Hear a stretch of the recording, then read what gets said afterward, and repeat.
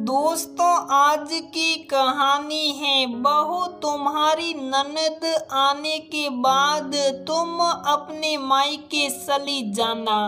दोस्तों, कहानी शुरू करने से पहले अगर आपने हमारे चैनल को सब्सक्राइब नहीं किया है तो सब्सक्राइब कर लीजिए ताकि आपके पास पहुंचे हर नया वीडियो।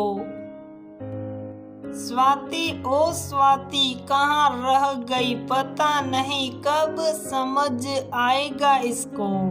ये इसका ससुराल है, मायका नहीं। 7 बज गए हैं और ये अपने कमरे से ही बाहर नहीं आई है। अपनी बहू स्वाति के ऊपर उमा जी सुबह सुबह भड़क रही थी और ये कोई आज की बात तो थी नहीं, रोज रोज की बातें सुन स्वाति का मनोबल भी टूटने लगा था।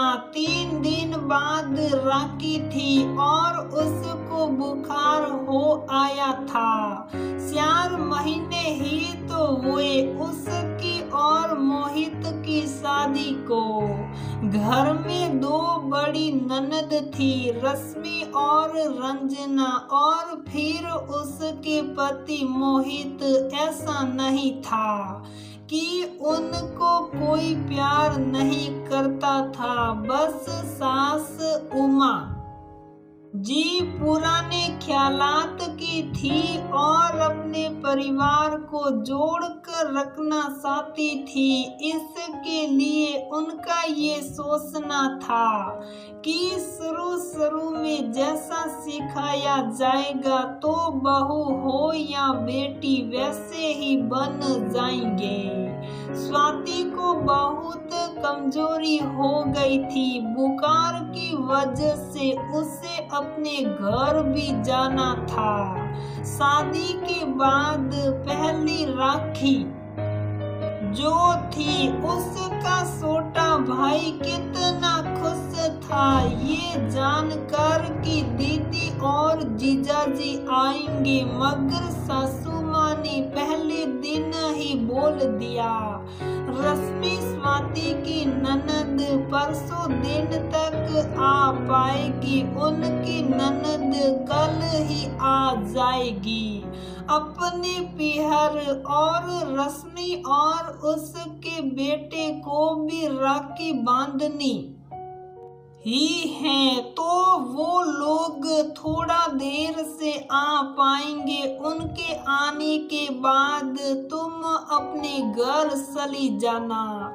इतना सुनना था कि स्वाति के झर झर आंसू बहने लगे। वो तो ये सोच कर खुश थी कि सुबह सुबह चली जाएगी अपनी माँ पापा और भाई से मिलने। याद भी तो कितनी आ रही थी उसको, मगर अब दीदी जाने कब आएगी, जाने कब तक मैं जा पाऊंगी अपने अंचल से। अपने आंसू सुपा सुप साप खाना बनाने लगी। खाना खा पीकर सब अपने अपने कमरों में सोने चले गए, मगर स्वाति की उदासी किसी से छुपी नहीं थी। वो कह कुछ नहीं रही थी पर उसकी आंखों में अनबोली खामोशी बहुत कुछ कह रही थी। स्वाति मोहित के लिए दूध लेने रसोई में आई तो सासू माँ भी पानी की बोतल भरने आई, जो शायद खाली हो गई थी या उन्होंने ही खाली की थी। स्वाति से बात करने के लिए उसकी उत्तरी सूरत देख उनको भी अच्छा नहीं लग रहा था। स्वाति, दवाई ली तुमने? नहीं माँ, अभी कुछ देर में लेती हूँ कह कर जाने लगी स्वाति। रुको, उसके लिए लिए भी एक गिलास दूध में हल्दी डालकर दे दी और कहा, जाओ पीकर अब सो जाओ अपने कमरे में। बड़ी बेटी को फोन लगा कुछ समझाया उमा जी ने और आराम से सो गई। राखी के दिन स्वाति की बड़ी ननद सुबह जल्दी आ गई। स्वाति का मन अभी भी उदास था और वो ये सोच रही थी कि मम्मी जी ने जानबूझकर उसको परेशान करने के लिए देर से जाने के लिए बोला है, नहीं तो रश्मि दी को भी बोल सकती थी कि वो ही जल्दी आ जाए। स्वाति चलो मेरे साथ, तुमसे थोड़ा काम है। बड़ी दीदी की ये बात सुन दोनों आ गई कमरे में। अच्छा अब बताओ क्या बात है, तुम इतना दुखी क्यों हो? दिल में भरा गुबार प्यार के दो बोल सुनकर ही बाहर आ गया और स्वाति ने सब बता दिया। शांति से उसकी बात सुनकर रंजना बोली, तुम्हें पता है शुरुआत में सबसे ज्यादा संघर्ष होता है, फिर वो शायद हमें कुछ सीखना हो या कुछ नया करने की कोशिश हो।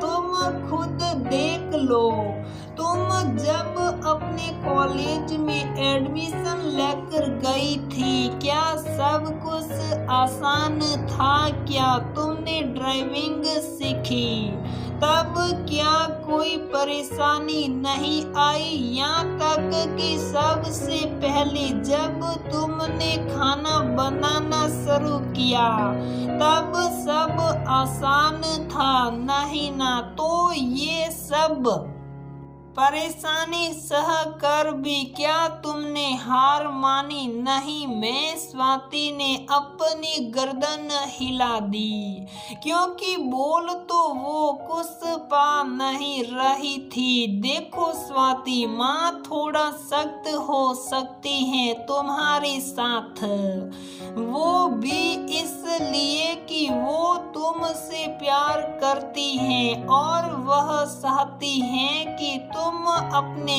इस घर में भी अच्छे से रम जाओ, कोई तुम पर किसी तरह की बातें ना बना पाए। वो हमें भी ऐसे ही समझाती थी। तुम अपने आने वाले समय में इस समय को याद करोगी तो तुम्हें खुद समझ आ जाएगा कि सही क्या है। स्वाति के मन में भी अब कोई मलाल नहीं रह गया था।